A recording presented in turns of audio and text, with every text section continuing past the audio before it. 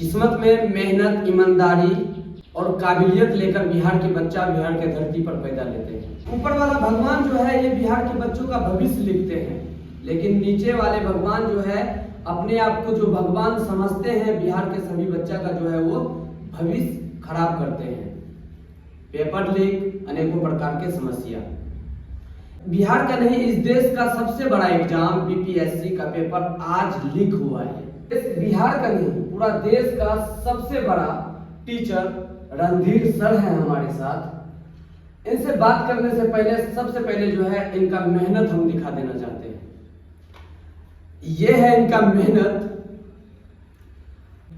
और सबसे पहले मैं दिलदार जी को धन्यवाद देना चाहूँगा कि आपने इतने कीमती समय निकाल करके हमको इंटरव्यू देने का मौका दिया है और आपका तहे दिल से शुक्रिया।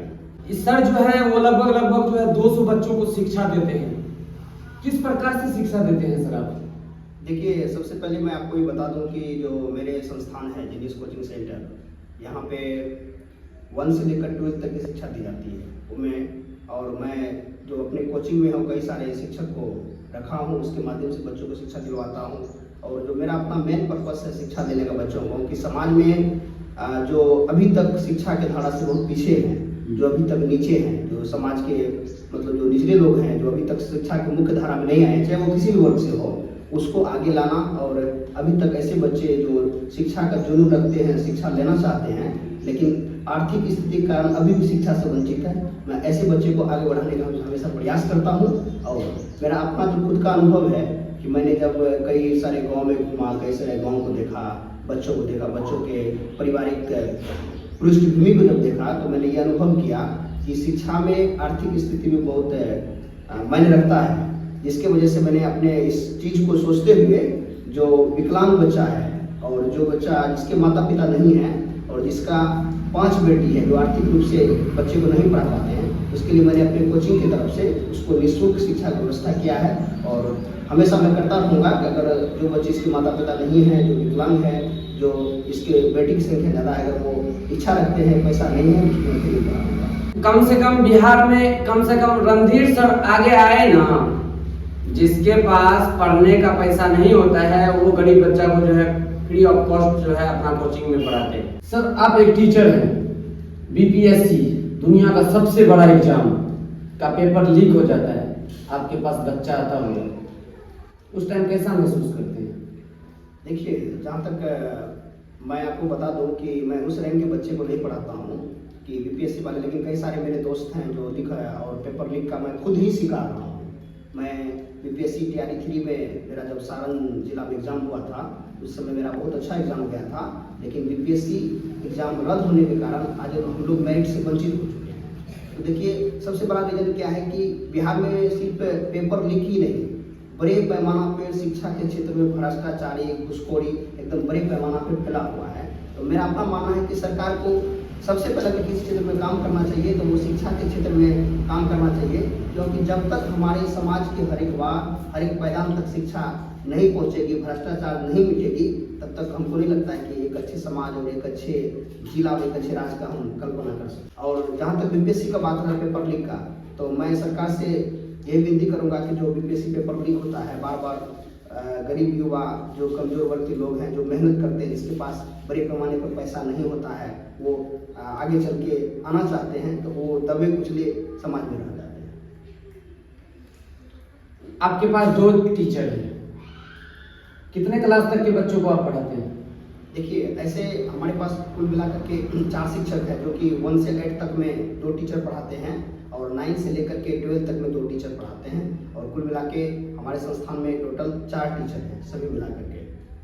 इसका शुरुआत कैसे किए थे आप?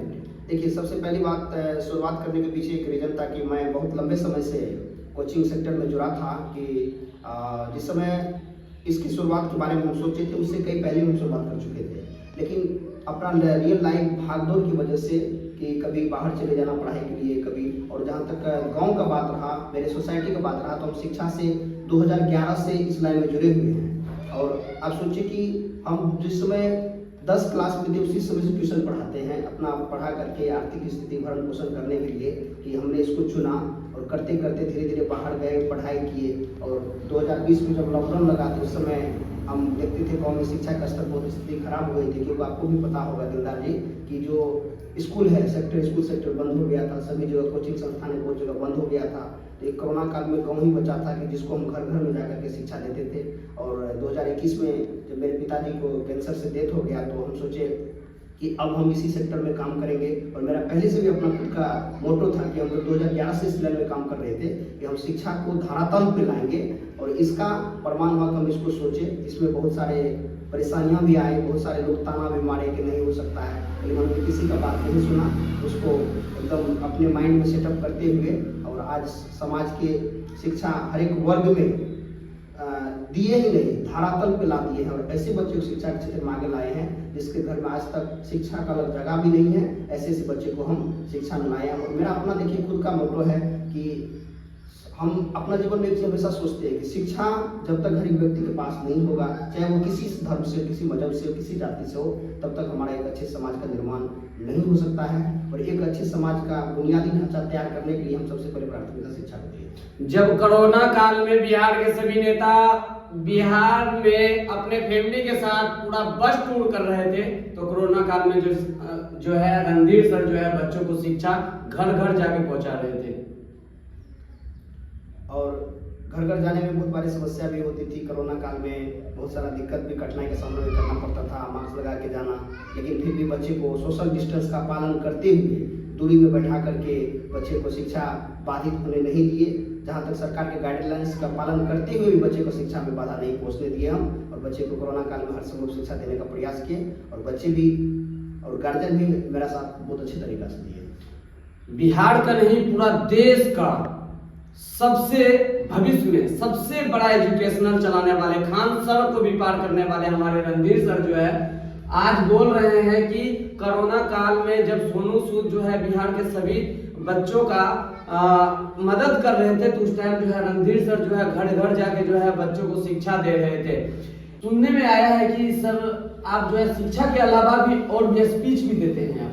हाँ, शिक्षा के अलावा अब जैसे एक मोटिवेशनल स्पीच हो गया, जैसे बच्चे हो गया, बच्चे को समय समय पे मोटिवेशनल स्पीच और किस तरह से उसको एक अच्छे मानव बनना चाहिए उसके बारे में स्पीच देते हैं। या कोई एजुकेशनल प्रोग्राम हुआ, खास करके शिक्षा से संबंधित प्रोग्राम हुआ, उसमें भी हम स्पीच देते हैं। और कभी इन्वाइट किया जाता है तो बच्चे को खास करके एक पागल स्टूडेंट जिसको पढ़ाई में बहुत ज्यादा मन लगता है, पढ़ाई के लिए जो है वो पागल हो गए हैं और उसको कोई टेक्निकल प्रॉब्लम के कारण जो है वो पढ़ाई वर्तमान में नहीं कर पा रहे हैं, तो उसको किस प्रकार से आप मोटिवेट करिएगा अपने स्पीच में जो है वो अपना पढ़ाई करने लगे। देखिए, सबसे पहली बात है कि कोई भी अगर पागल स्टूडेंट है तो सबसे पहले उसका टेक्निकल प्रॉब्लम जाना जाएगा कि वो किस कारण से हुआ। कभी कुछ भी कुछ परेशानी आता है, कहीं उसके पीछे कुछ रीजन होता है। जहाँ तक मेरा अपना प्रयास है, मैं आज तक बच्चे पे प्रैक्टिकल किया हूँ, बच्चे को देखा हूँ, उससे हर संभव प्रयास करूँगा उसके पहले कारण को जाने। अगर हम कारण पर जाएंगे तभी उसका ट्रीटमेंट कर सकते हैं। तो जहाँ तक मेरा अगर उसके कारण तक हम पहुँचेंगे, जरूर है उसको और सबकी अपेक्षा हम उसको आगे लाने का हर संभव प्रयास करेंगे। और हम लोग भी यही प्रयास करेंगे कि अगर इस प्रकार के शिक्षक अगर बढ़ रहे हैं तो हम सभी मीडिया वाले को यहाँ पे आना पड़ेगा और इस प्रकार के मास्टर साहब का जुनून दिखाना पड़ेगा, तब जाके जो है बिहार के सभी बच्चा को जो है शिक्षा सही और सही टाइम पे मिल पाएगा। स्पीच आप दीजिए। किस टाइप का? फिर भी एक स्पीच बिहार के बच्चों के लिए, वो बच्चों के लिए जो अपनी मम्मी के साथ मास्टर साहब के पास जाते हैं, बोलते हैं कि मास्टर साहब हमारे बेटा को जो है आप पढ़ाइए और पढ़ाइए, जितना भी खर्चा होता है उससे नहीं लीजिएगा, वो हम देंगे, लेकिन मम्मी कहाँ से पैसे लाते हैं वो आपको पता होगा। और उस बच्चा के लिए स्पीच आप क्या दीजिए? देखिए, सबसे पहली बात है कि ऐसे भी जो बच्चे स्कूल में एडमिशन के लिए आते हैं, जो भी बच्चे एडमिशन करवाते हैं, तो सबसे पहले सब गार्जियन का यही मोटो होता है कि मेरे बच्चे अच्छे से पढ़े, मास्टर साहब आप मेरे बच्चे को पढ़ाइए और अच्छा शिक्षा दीजिए, हम आपको मतलब हर संभव जहाँ तक होगा हम आपको कॉपरेट करेंगे। तो मेरा अपना जहाँ तक मानना है कि बच्चे को जो गार्जियन के आर्थिक स्थिति है, जो गार्जियन का जिस मतलब कारण से बच्चे को पढ़ा रहे हैं, गार्जियन कैसे पैसे लाते हैं, कैसे डेवलप करते हैं, तो बच्चे को हम लोग उसके बारे में सामाजिक और नैतिक ज्ञान देते हैं बच्चे को, बताते हैं कि आपके माता पिता का पैसा का कितना वैल्यू है, आपको पैसा को कैसे यूज करना है। तो हम लोग हर एक संभव प्रयास करते हैं बच्चे को नैतिक ज्ञान देने के लिए। नैतिक ज्ञान का अर्थ ये हुआ कि अगर हम बच्चे को नैतिक ज्ञान देते हैं, नैतिक ज्ञान भी आ जाता है कि हमको समाज में रहना है, हमारे माता पिता हमारे लिए शिक्षा का प्रबंध किए हैं, हमको यहाँ तक स्कूल तक पहुँचाए हैं, शिक्षा देने में सबसे समाज में जहाँ तक है मेरा क्या हर समय प्रयास करते हैं। तो हम बच्चे को ये बताते हैं कि तुम भी समाज के ऐसे बच्चे बनो कि कभी भी तुमको ये माइंड में नहीं होना चाहिए कि हम समाज में सबसे पीछे हैं या हमारी आर्थिक स्थिति बहुत खराब है। आर्थिक स्थिति खराब होते हुए भी हम ऐसे बच्चों को मैंने देखा है कि जो बच्चे बहुत आगे मतलब जो है निकला है, तो उसको हम हमेशा आध्यात्मिक ज्ञान देते हैं कि जो हमारे समाज में उस ढंग का लोग है, सभी ऊंचे नीचे नहीं होना चाहिए, सभी हमारे लिए समान है, सबके साथ मिलकर बात करेंगे और सबसे थोड़ा बहुत ज्ञान लेंगे तो हम जरूर है कि उस क्षेत्र में आगे बढ़ सकते हैं। 2011 से आप अपना कोचिंग का शुरुआत किए हैं। नहीं, कोचिंग जहाँ तक मेरा अपना ये पर्सनली शुरुआत था तो मैंने कई बार बीच बीच में भी छोड़ दिया था, तभी मैं होम ट्यूशन पढ़ाता था। और जनरली जब से मैं संस्थान का ये उद्घाटन के लिए 2022 से मेरा चलना शुरू हुआ है, लेकिन इससे पहले हम होम ट्यूशन पढ़ाते थे, घर घर जाके पढ़ाते थे, कई दूसरी जगह जाकर के पढ़ाते थे। मेरा पढ़ाना होम ट्यूशन होता था और होम ट्यूशन पढ़ाते मैंने बाहर चला गया, फिर मेरी पढ़ाई हरियाणा से हुई, फिर मेरी पढ़ाई मुखर्जी नगर दिल्ली में हुई। तो इस तरह लगातार भागदौड़ होता रह गया। फिर 12th में मेरी पढ़ाई पूर्णिया में हुई। इस तरह से करते करते मैंने फिर लॉकडाउन में मैं घर आया। घर आने के बाद मेरे पिताजी कैंसर से पीड़ित हो गए, नहीं तो फिर वापस आपको आज ये संस्थान देखने को नहीं मिलता। और कैंसर से पीड़ित होने के कारण मेरे पिताजी का डेथ हो गया और मेरे पास कोई आर्थिक स्थिति, कोई चारा नहीं बचा। उस समय मेरा लगा कि अब मेरा लाइफ पूरी तरह से खत्म हो चुका है और जिसकी वजह से मैंने ये शिक्षा को ही चुना कि अगर मैं शिक्षा बच्चे को समा और मैं मेरा पहले से भी अपना मोटो होता था कि मैं शिक्षा को मैं जरूर इस चीज़ में प्राथमिकता दूंगा। और पापा का डेथ होने के बाद मेरे पास कोई साधन नहीं था तो हम इसी को चुने और आज इस क्षेत्र में एक अपना कर्म से, एक अपनी शिक्षा से जहाँ तक मेरा प्रयास होता है, मैं बहुत बड़ा योद्धा नहीं हूँ, मैं योद्धा को बनने का प्रयास भी नहीं करता हूँ। जहाँ तक मेरा अपना नॉलेज है खुद का, तो बच्चे तक हर संभव उसको धरातल पे लाने का प्रयास करता हूँ। फ्री ऑफ कॉस्ट कितने बच्चों को आप जो है अब तक जो है शिक्षा दे चुके हैं? देखिए, फ्री ऑफ कॉस्ट जहाँ तक मैंने आपको पहले बता दिया कि फ्री ऑफ कॉस्ट शिक्षा की बात आपने कहा, तो हम पहले ही बता दिए कि मेरे संस्थान में जो बच्चे जिसके माता पिता नहीं है, माँ नहीं है पिता नहीं है तब भी चलेगा, या माँ नहीं है तब भी चलेगा, पिता नहीं है तब भी चलेगा, जो विकलांग है ऐसे बच्चे को अभी तक मैंने जब से संस्थान खोला है, अभी ऐसे बच्चे को मैंने 10-12 बच्चे को पढ़ा चुका हूँ। क्योंकि आपको भी पता होगा कि इस तरह का सिचुएशन समाज में बहुत कम होता है, तो जिस तरह से समाज क्रिएट होता है। और बहुत सारे बच्चे ऐसे हैं जिसका आर्थिक स्थिति बहुत खराब है, पढ़ना चाहता है, गार्जियन उसका पैसा देना नहीं चाहते हैं। कभी एक बच्चे मेरे पास आया था, बोला कि मेरे पापा बोलते हैं कि तुम पढ़ाई छोड़ दो, तो उसको हम अभी बोले चलो कोई बात नहीं है। ऐसे बच्चों को भी पढ़ाते हैं जिसका आर्थिक स्थिति पूरा खराब, वो विकलांग नहीं भी है, आर्थिक स्थिति पूरा खराब है, वो पढ़ना चाहता है, उसके गार्जियन सपोर्ट नहीं करते हैं। ऐसे बच्चे के साथ हम लोग हमेशा खड़ा रहते हैं और प्रयास करेंगे। और जिसकी 5 बेटी है, अगर वो मेरे कोचिंग में पढ़ना चाहता है तो हम उसका 50% फीस लेते हैं। इस प्रकार के मास्टर साहब के पास हमारा ये प्रयास कैसा लगा कमेंट करके जरूर बताना। रणधीर सर हैं, निपनिया पंचायत के कोई भी ऐसा लोग नहीं होगा कि मेरा न्यूज को नहीं देखता होगा। इस देश के प्रधानमंत्री भी हमारे न्यूज को देखते हैं। एक बार रणधीर सर के पास आइए कोचिंग और जीनियस कोचिंग सेंटर। और जहाँ तक मैं आपको बता दूँ, ये सेवा का अगर आप लाभ लेना चाहते हैं तो जीनियस कोचिंग सेंटर नगर परिषद बनमनखी वार्ड नंबर 24 और नियर विमल हृदय स्कूल के पास आप हमसे संपर्क कर सकते हैं और आपको ये सुविधा का लाभ जरूर मिलेगी। लास्ट में एक और सवाल पूछ लेते हैं हमारे मास्टर साहब से। मास्टर साहब हैं, ये बिहार के मास्टर साहब हैं, तो हम मीडिया वाले हैं, तो हम सब प्रकार के जो है हम इससे जो है हम सवाल कर सकते हैं। अगर भ्रष्टाचार पे जो है सवाल हम करते हैं तो मास्टर साहब वो भी जवाब देंगे। अगर हम विकास पे सवाल करते हैं तो मास्टर साहब उस पे जवाब देंगे। शिक्षा पे अगर सवाल करते हैं तो मास्टर साहब उस पे भी जवाब देंगे। खान सर इतना बड़ा एजुकेशनल चलाने वाला, सबसे पूरा देश में जो है सबसे बड़ा चैनल चलाते हैं, वो शादी उसका हो गया, कैसा महसूस कर रहे हैं? देखिए, शादी कभी न कभी होगा ही, जब तक शादी नहीं होगा तो फिर आगे जनरेशन बढ़ेगी कैसे। तो जहाँ तक मैं खान साहब का अपना व्यक्तिगत पर्सनल उसका आपको बताता हूँ। खान साहब जैसे अगर टीचर बिहार में 10-10 थी, भारत में 10-10 हो जाए, तो हमको लगता है कि समाज के जितने भी गरीब तबके के लोग हैं जो निचले पायदान पे आज तक भी शिक्षा से वंचित है, उसका भला जरूर हो जाएगा। और खान साहब जैसे शिक्षक और जिन्होंने अपने जिसका बैकग्राउंड इतनी परिस्थिति से गुजरा हो, जिन्होंने इतने मेहनत करके और कम फीस में बच्चे को पढ़ाया है, और हम लोग का भी प्रयास रहेगा कि खान सर के नाम 50 रुपए में फीस पहले उसका जो शुरुआत जो किया था सर, वो 50 रुपए में उसका था। जी।